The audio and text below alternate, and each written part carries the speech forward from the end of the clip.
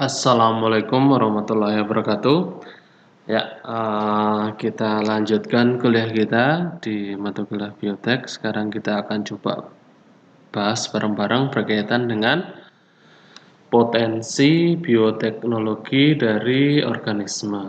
Ya, jadi di mata kuliah ini nanti kalian akan kita bareng-bareng membahas bagaimana penerapan bioteknologi di berbagai macam organisme, baik mikroorganisme sampai ke hewan ya. Nah, tapi nanti mungkin kita akan kita bahas semuanya, cuma lebih fokus ke yang tumbuhan karena memang kita basicnya di bidang pertanian. Jadi banyak hal ya yang bisa kita aplikasikan bioteknologi ini, bisa ke mikroba, bisa kita aplikasikan di pertanian, di hewan, di forensik, kemudian bioremediasi dalam rangka menanggulangi pencemaran lingkungan di akuatik ya, di perairan atau di kedokteran. Nanti kita coba bahas satu-satu secara singkat ya, karena sangat tidak mungkin kita membahas secara detail dari sekian banyak hal yang ada di situ. Kita bisa ini kan dengan kalian bisa baca sendiri nanti di sumber atau pustaka-pustaka yang ada. Ya, yang pertama adalah potensi organisme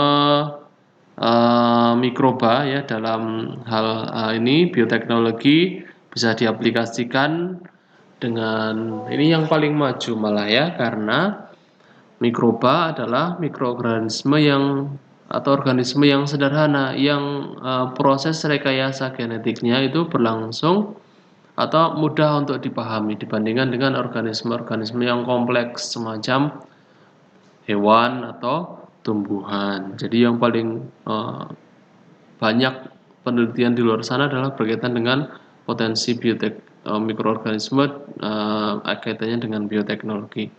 Ya, banyak hal yang bisa dilakukan di sini. Misalnya mikroba kita bisa rekayasa untuk menghasilkan kemanfaatan yang lebih besar. Di antaranya adalah misalnya menghasilkan enzim yang lebih baik.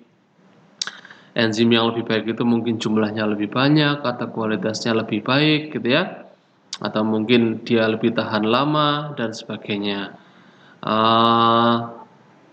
Misalnya apa? Misalnya ya mungkin itu belum direkayasa. Kalau yang selama ini kan proses seleksi mikroba yang unggul yang biasa dikomersialkan itu masih menggunakan proses-proses seleksi yang umumnya. Misalnya kok ada Yakult gitu ya, misalnya itu kan jualan mikroba itu ya, atau mungkin yang lainnya. Nah, kita sebenarnya bisa manfaatkan bioteknologi untuk bisa menghasilkan mikroba yang unggul. Contoh kalau misalnya kita membuat nata de coco itu kan itu mikroba itu. Apa kita tidak bisa rekayasa mikrobanya sehingga misalnya pembuatan nata de coco-nya lebih cepat atau kualitas serat yang dihasilkan lebih baik ya. Cuma itu terlalu murah ya, karena siapa yang memakan nata de coco, sedangkan biaya untuk merekayasa mikrobanya itu bisa sangat mahal kan untuk mendapatkan hal yang seperti itu. Nah, biasanya mikroba-mikroba yang direkayasa adalah berkaitan dengan untuk penyelesaian masalah yang sangat besar. Contoh, misalnya menanggulangi cemaran, ya kan? Ya kalau misalnya minyak tumpah di laut gitu kan, nah itu kan harus diselesaikan. Kalau enggak, bisa mengganggu lingkungan, yang merusak habitat dan sebagainya. Nah, salah satunya adalah kita bisa mendesain mikroba yang bisa mendegradasi minyak. Nah, itu biayanya ya pabrik minyak punya biaya besar ya untuk bertanggung jawab terhadap antisipasi pencemaran seperti ini. Nah, itu biasanya bisa dilakukan. Atau memproduksi protein dalam jumlah yang besar, misalnya insulin ya kan. Nanti kita lihat. Insulin kan diproduksi oleh manusia secara normalnya, cuma kan nggak mungkin kita ngambil insulinnya manusia kan. Nah, bagaimana orang yang kekurangan insulin? Harus disediakan dari luar manusia, nah harus diproduksi. Nah, produksinya bisa menggunakan mikroba. Ini contohnya. Ini produksi insulin, misalnya ada sel manusia, kita ambil gen yang menyandikan insulin, kita potong dengan restriksi ya, enzim restriksi, kita kemudian sisipkan di plasmid bakteri yang sesuai, biasanya E. coli. Biasanya E. coli itu nanti kita ambil plasmidnya. Plasmid adalah materi genetik yang berbentuk sirkuler ya, kecil. Nanti dari sini kita sisipkan. Nah, ada tekniknya. Kita sisipkan ke plasmid ini. Nah, plasmid ini nanti kita isolasi dan kita masukkan ke dalam bakteri yang sudah mampu untuk menyerap ya. Kemarin kan ada proses transformasi ya. Kemampuan mikroba untuk menyerap materi genetik dari lingkungan. Nah, nanti si bakteri itu kita bisa buat agar dia bisa menyerap materi genetik dari lingkungan. Nah, kalau materi genetiknya sudah kita desain memiliki karakter tertentu, nanti kalau diserap maka dia akan mengekspresikan karakter tersebut. Misalnya kalau di sini dia di plasmid itu ada yang gen yang menjadi produksi insulin, maka ketika masuk ke dalam tubuh bakteri, maka bakteri nanti akan menghasilkan insulin. Nah, ini kita bisa produksi, nanti bakterinya kita kulturkan dalam bioreaktor yang besar. Kalau sudah saatnya atau produksi insulinnya sudah optimal, kita bisa panen, kita ekstrak, ya kan? Kemudian kita isolasi insulinnya. Nah, itu yang selama ini terjadi kalau misalnya orang-orang membutuhkan insulin itu diproduksi dalam bakteri. Nah, ada yang lain, misalnya saya pernah dengar hormon pertumbuhan, ya itu juga bisa diproduksi. Jadi orang bisa lebih tinggi gitu kan ya. Jadi kalau di luar negeri setahu saya itu sudah legal ya, jualan hormon pertumbuhan itu ya, growth hormone itu ya. Tapi kalau di Indonesia nggak tahu. Ya itu produksi insulin, antibiotik, deterjen. Nah, deterjen kita tahu kalau deterjen sabun itu kan surfaktan ya, dia mengurangi tegangan permukaan sehingga lemak yang ada itu dibungkus oleh si deterjen itu. Deterjen kan terbuat dari minyak ya, yang ujungnya satu polar, satu non polar, sehingga nanti kita bisa buat itu si kepalanya itu yang non polar itu untuk membentuk misel gitu ya, sehingga dia membentuk jadi keruhnya cucian deterjen itu. Kalau kita merendam baju kotor dengan deterjen kan jadi keruh. Nah, itu di situ ada gelembung-gelembung kecil, si deterjen itu mengikat si kotoran, membentuk misel gitu ya, namanya misel. Nah, itu baru kotoran yang diisolasi. Nah, sekarang kita bisa gunakan yang namanya enzim protease dan lipase. Nah, ini tidak membentuk ini lagi, ini mendegradasi. Jadi kalau ada protein misalnya bisa dipakai, kan nempel di kulit itu banyak protein-protein kulit yang eh, kena di baju, atau lemak ya kan, keringat, lemak itu kan nempel juga di baju. Nah, itu kalau kita eh, pakai deterjen yang mengandung protease dan lipase ini, maka nanti lemak dan proteinnya akan terdegradasi ya. Nah, ini biasanya dipakai di mesin cuci, nggak dikucek ya. Kalau dikucek nanti tangannya ya perih ya, karena protein dan lipidnya hancur di tangan ya kan. Ini biasanya dipakai di mesin cuci. Oke. Kemudian ini contoh misalnya bakteri yang bisa mengendalikan salinitas di tanah. Jadi kalau ada tanah salin pinggir pantai gitu ya, atau di lahan yang payo itu dekat muara sungai gitu, tanahnya banyak mengandung natrium ya kan, maka salin. Nah, itu biasanya karena perbedaan tekanan osmosis, tanaman menjadi kekurangan air.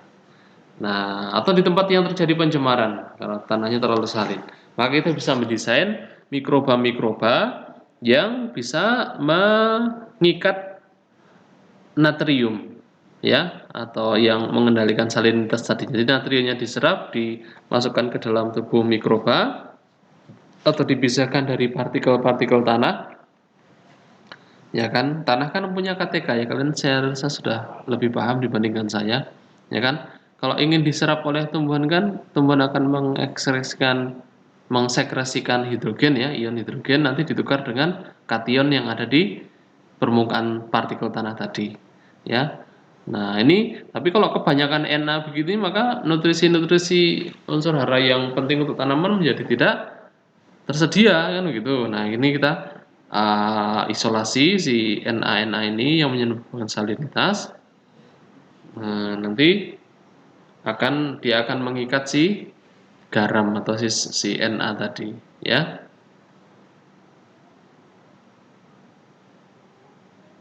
Oke, prinsipnya adalah si bakteri nanti akan menghasilkan semacam asam yang nanti akan mengikat si natrium ya, sehingga dia lepas dari partikel tanah dan akhirnya si kation-kation lain yang berguna untuk si tanaman bisa diserap. Oke, ini kita masuk ke bioteknologi di pertanian. Ya, kita sudah paham 2050 adalah masa di mana manusia jumlahnya populasinya sekitar 9,5 malah ya miliar. Di sini dibilangnya 9,1. Sangat banyak manusia dan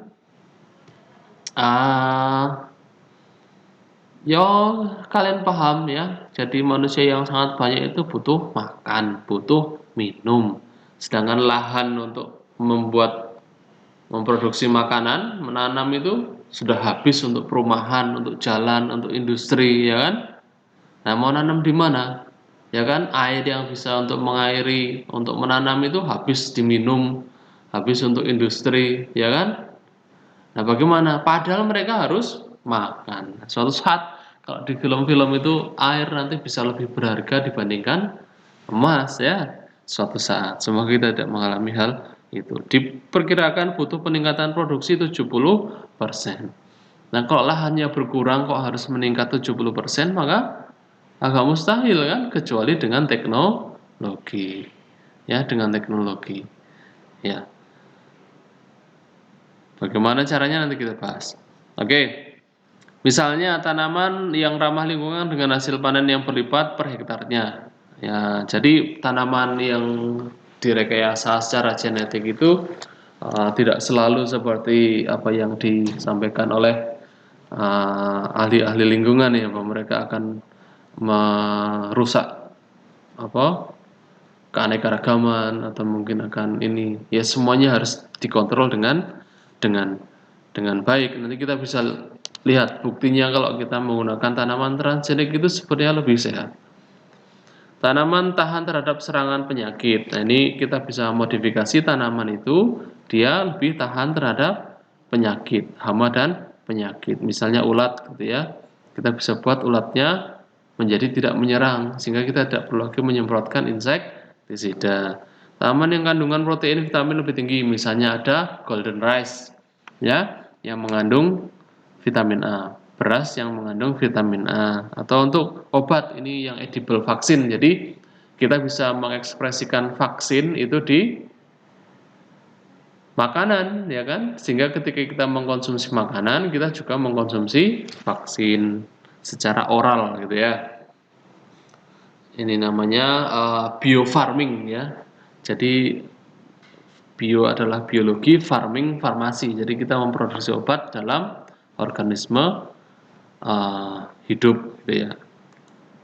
Oke, ini contoh tanaman yang sebelah kiri adalah tanaman yang tahan terhadap serangga. Ini tanaman yang gundul ini adalah tanaman normal, dia diekspos dengan ulat begitu ya, habis daunnya. Sedangkan yang kanan ini adalah tanaman transgenik yang menghasilkan toksin biasanya toksin untuk atau deteren ya.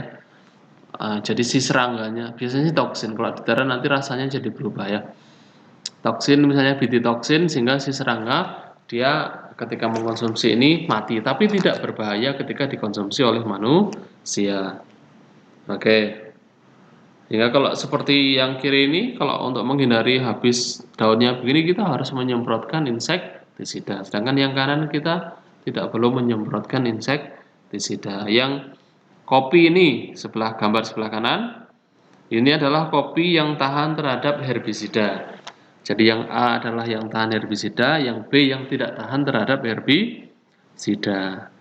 Jadi nanti kalau kita mengendalikan gulma, kalau ada tanaman yang masih kecil seperti ini kan kita nggak bisa ini ya, sulit gitu, khawatir kena tanamannya kan. Padahal kalau nggak dikendalikan terjadi kompetisi. Nah kalau misalnya kita bisa mendesain tanaman yang tahan terhadap herbisida, maka kita tidak perlu khawatir tanaman kita akan mati, ya kan? Kita semprot saja nanti herbisidanya apa sih apa si tanaman pengganggunya itu akan mati, sedangkan tanaman kita tidak mati. Contoh yang lain adalah ini 2005 sudah sangat lama ya, 15 tahun yang lalu, 16 tahun yang lalu itu produk bioteknologi itu sekitar 6 miliar 6 juta miliar ya, 6 miliar omsetnya itu yang berputar. Ini sudah saya bilang di awal, ada tanaman yang tahan terhadap hama, penyakit ya kan, memiliki kandungan nutrisi yang lebih baik, atau mungkin dia bisa menghasilkan obat vaksin di tubuh tanaman sehingga menjadi edible vaksin, biofarming tadi, atau kita bisa mendesain tanaman yang tahan terhadap kekeringan,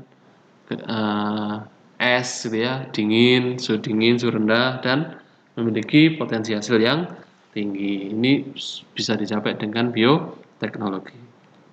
Ini adalah bukti bahwa bioteknologi itu menyelesaikan masalah ya. Misalnya sebelum menggunakan bioteknologi dengan sudah menggunakan bioteknologi, itu penggunaan pestisidanya turun 37%. Semakin rendah penggunaan pestisida, semakin aman untuk tanah, semakin aman juga untuk hewan-hewan yang non target ya kan. Dengan hasil panennya, ketika belum menggunakan bioteknologi dengan sudah, itu ternyata hasil panennya naik 22%. Kemudian income petani itu penghasilannya itu naik dengan biotek itu sekitar 68% ya. Jadi teknologi ini membawa solusi. Sekarang yang harus diperhatikan dan penting adalah bagaimana teknologi itu bisa diakses oleh masyarakat ya, tidak hanya oleh perusahaan-perusahaan yang memiliki uang sehingga bisa membiayai penelitian untuk menghasilkan tanaman yang tadi yang memiliki karakter tertentu, atau misalnya ini harus ada keadilan gitu ya antara si industri dengan petani. Oke, ini contoh, ini sebenarnya gambaran yang sama tadi ya. Yang sudah ada sekarang adalah katun yang tahan serangga itu sekitar 11%. Tahun berapa ini ya? Sumbernya dari FAO, kemudian tahunnya tidak kelihatan. 47% adalah kedelai yang tahan terhadap herbisida, kemudian 23% adalah jagung yang tahan terhadap serangga, 19% yang lainnya, mungkin tebu ya kan, dan macam-macamnya. Yang dalam penelitian itu ada satu itu berkaitan tentang peningkatan konten nutrisi ya, atau kandungan nutrisi, misalnya ada golden rice gitu ya. Kemudian yang tanaman tahan terhadap salinitas dan kekeringan, itu ini penting karena nanti 2050 ya harus kita kalau bisa nanam di laut gitu ibaratnya ya. Kemudian yang sisanya yang dalam penelitian adalah yang non food, misalnya untuk produksi vaksin, antibodi monoklonal gitu kan, atau produksi bioplastik, atau produksi biofuel gitu kan. Ini adalah kalau biofuel berarti kita bisa memproduksi bahan bakar yang terbarukan ya, sehingga tidak perlu lagi mengebor dan sebagainya. Oke, siapa yang memiliki teknologi itu? Bioteknologi, paten-paten bioteknologi itu ternyata sekitar seperempatnya yang dimiliki oleh publik ya, oleh negara, atau bisa diakses oleh umum. Sedangkan sisanya itu patennya milik perusahaan-perusahaan besar. Misalnya 40% dimiliki oleh Monsanto, 13% oleh DuPont, ya kan? 7% Syngenta, 4% oleh Bayer, ya 3% oleh Dow. Ini saya belum pernah dengar. Kalau yang lainnya kan kita sering mendengar ya. Sisanya 33% itu juga milik sektor privat atau sektor swasta ya. Oke. Siapa yang menanam itu ternyata Amerika ini 50% produknya adalah produk tanaman transgenik, Brazil 13%, Argentina 17%, India 6%, Indonesia sedang mencoba kalau nggak salah berkaitan dengan tebu. Nggak tahu sekarang sampai di mana. Oke. Bioteknologi di hewan. Ini hewan bisa dipakai untuk produksi antibodi dan hewan-hewan transgenik tertentu ya. Bisa juga sebagai penelitian, misalnya penelitian berkaitan dengan knockout ya, KO, gen KO, gennya dinonaktifkan sehingga kita bisa melihat fungsinya. Mendesain obat dan terapi genetik sama sumber organ transplantasi. Ini contoh ya, ini GFP terwelu itu. Kelinci yang mengekspresikan green fluorescence protein. Jadi di rambutnya itu berpendar gitu kalau malam hari atau kena sinar. Ini sapi yang dia mutasi, saya lupa nama gennya itu sehingga dia menghasilkan daging yang berotot gitu ya. Kandungan lemaknya rendah gitu. Ini nanti ada kambing yang bisa susunya itu mengekspresikan keping darah gitu ya. Ya, keping darah. Jadi ya enggak tahu. Ya mungkin bermanfaat tapi saya belum pernah baca ya. Clothing agent ya. Oke. Ini ya. Jadi protein obat dalam jumlah besar nanti bisa kita tidak terlalu fokus di sini tapi hanya informasi saja. Menghasilkan protein dalam jumlah besar, menghasilkan protein yang berharga ya kan. Ini clothing protein ya, protein keping-keping darah yang untuk pembekuan darah itu diintroduksi dalam kambing betina yang nanti diekspresikan dalam susunya dan kita bisa panen susunya itu. Susunya bisa kita panen, kita manfaatkan yang tadi proteinnya bisa kita isolasi. Atau knockout. Kita tidak bisa mengetahui kalau gen strukturnya sih jelas ya, ada promoter gitu kan ya, ada yang aktivator gitu kan, ada yang codon start, codon stop ya kan, intron, exon itu bisa dideteksi. Tapi fungsi gen ini kan kita tidak tahu ya kan. Nah, salah satu caranya adalah men-knockout atau merusak gen tersebut. Misalnya ada gen yang dirusak, kemudian itu ada pada organisme, nanti kita ketahuinya bagaimana ya? Tahunya organisme itu akan cacat sebelah mananya gitu kan ya. Berarti baru kita simpulkan oh ternyata gen ini itu berfungsi berkaitan dengan ini. Contoh misalnya ada gen kita rusak ya, karena kita sudah tahu struktur gen seperti apa, kita rusak. Kemudian kita tumbuhkan menjadi organisme, ternyata kok rambutnya putih padahal organisme umumnya itu rambutnya hitam. Oh, berarti gen yang kita rusak itu berkaitan dengan warna rambut gitu. Seperti itu kurang lebih. Ini contoh ya di tikus. Nah, tikusnya ini warna rambutnya berbeda dengan tikus yang normal. Yang hitam yang normal, yang belang-belang ini yang mutan ya. Jadi ini ada sel embrionik ya, kita cangkokkan di dalam rahim tikus betina, lahirnya menjadi belang-belang begini. Berarti ini berkaitan dengan salah satunya adalah berkaitan dengan warna rambut. Forensik bioteknologi.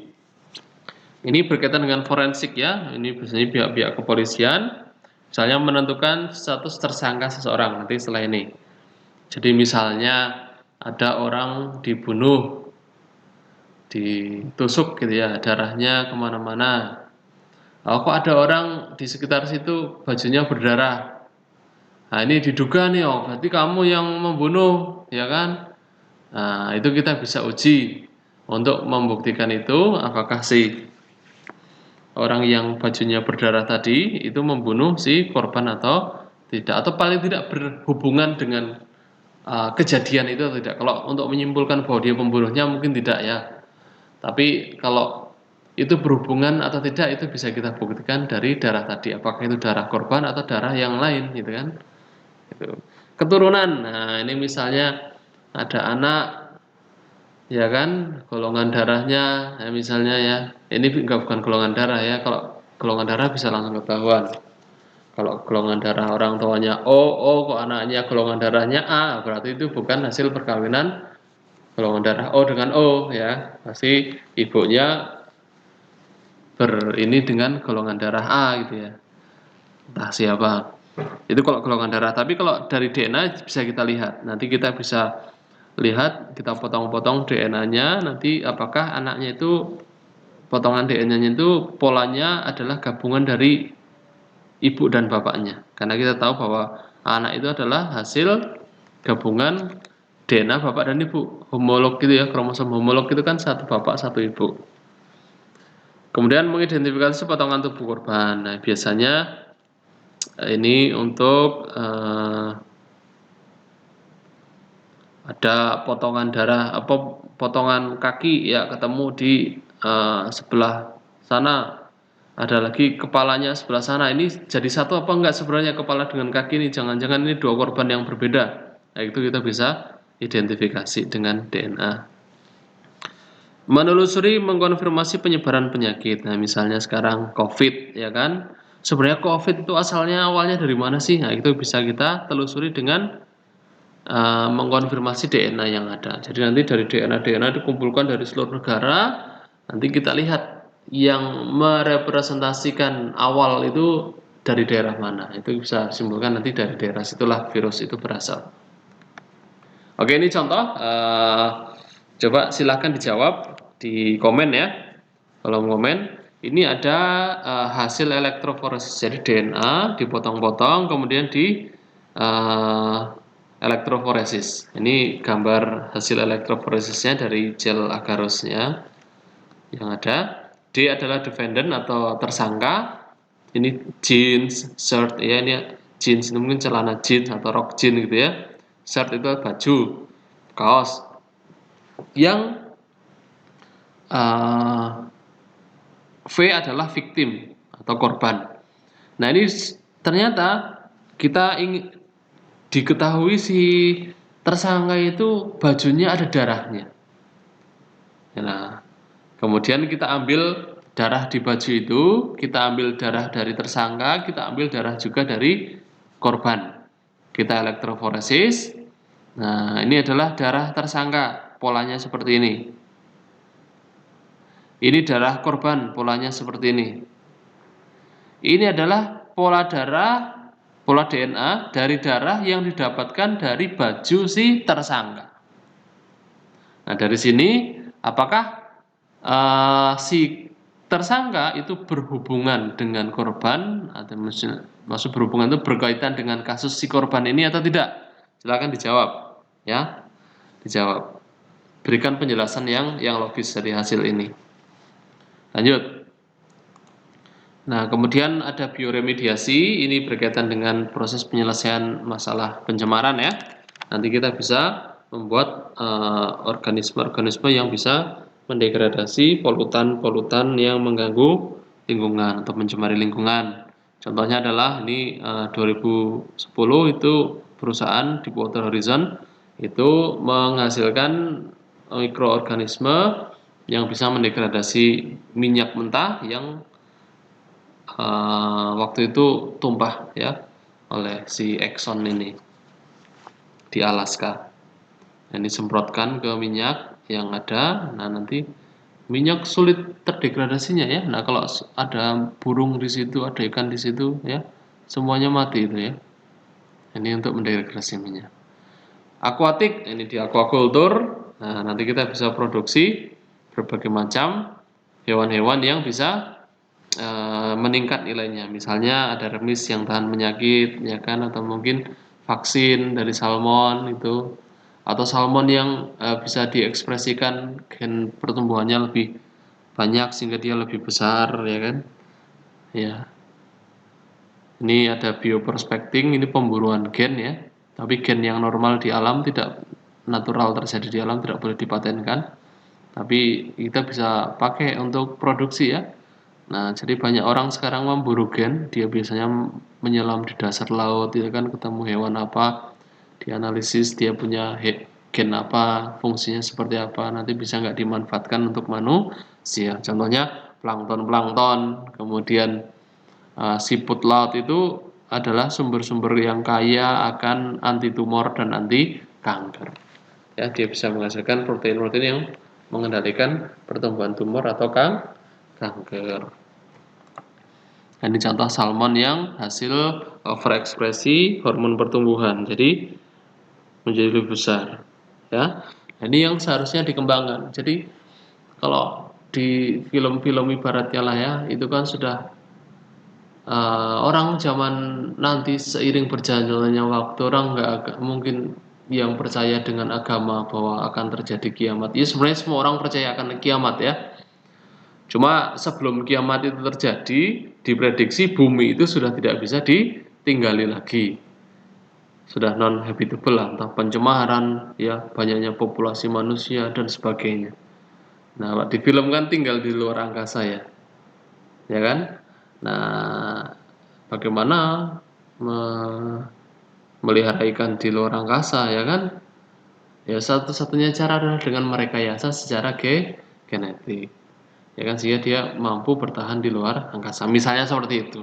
Termasuk kalau nanti harus meningkat produksi pangannya di tahun 2050 70% itu ya kita harus terpaksa. Ya, kalau mau nggak mau ya harus bikin salmon yang gedenya segitu kan ya, untuk memproduksi makanan yang cukup untuk manusia. Itu. Lanjut. Ini stem cell, ini berkaitan dengan kedokteran berarti ya, medis. Itu stem cell adalah sel punca. Ini kayak sifat totipotensi pada tumbuhan. Jadi kalau tumbuhan kan diambil daunnya, bisa jadi organisme yang utuh gitu ya. Nah, kalau di manusia itu ada stem cell atau sel punca, sel embrionik yang kalau kita ambil sel itu, biasanya sel yang sifatnya embrionik itu ya, kita ambil itu dari misalnya dari embrio gitu ya, yang masih membelah. Kita ambil selnya, maka nanti dengan stimulus tertentu itu bisa kita induksi untuk jadi organ tertentu. Jadi kulit gitu ya. Jika kita punya stok kulit, kalau ada orang yang terbakar kita bisa pakai kulit itu. Atau mungkin jadi organ, ya kan? Cuma kalau organ masih agak rumit karena dia sudah gabungan dari berbagai macam jaringan ya, rumit.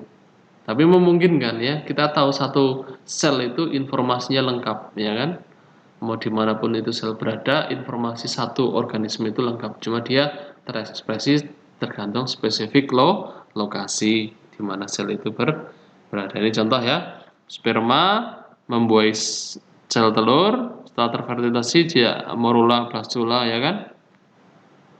Itu nanti dari blastula ini kita ambil. Nah, ini jadikan sel punca, sel yang pluripoten, sel yang masih